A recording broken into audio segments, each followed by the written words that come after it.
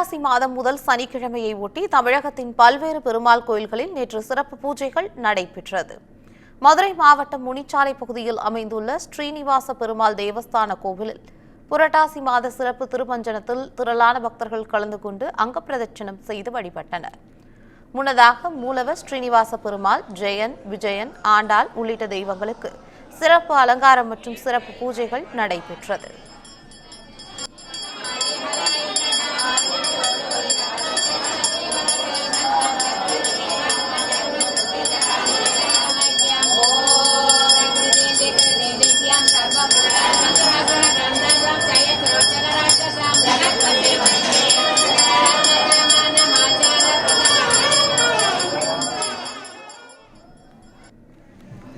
ஈரோடு மாவட்டம் கீழ்முடுதுறை திம்மராய பெருமாள் கோயிலில் புரட்டாசி மாதம் முதல் சனிக்கிழமையை ஒட்டி சிறப்பு பூஜைகள் நடைபெற்றது.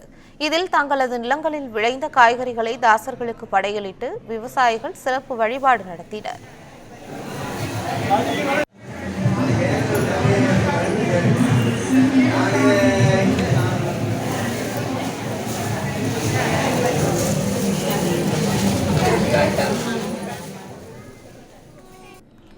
கோவை மாவட்டத்தில் மிகவும் பிரசித்தி பெற்ற வைணவ திருத்தலங்களில் ஒன்றாக மேட்டுப்பாளையம் அடுத்துள்ள காரமடை அரங்கநாத சுவாமி கோயிலில் ஏராளமான பக்தர்கள் நீண்ட வரிசையில் காத்திருந்து சாமி தரிசனம் செய்தனர்.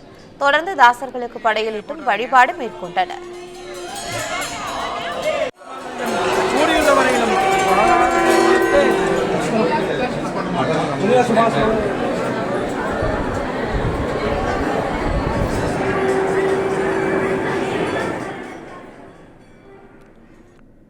நூற்றி 8 வைணவ ஸ்தலங்களில் முதன்மையானதும் பூலோக வைகுண்டம் என பக்தர்களால் அழைக்கப்படும் திருச்சி ஸ்ரீரங்கம் அரங்கநாதர் கோயிலில் அதிகாலை முதலே சிறப்பு பூஜைகள் நடைபெற்றது.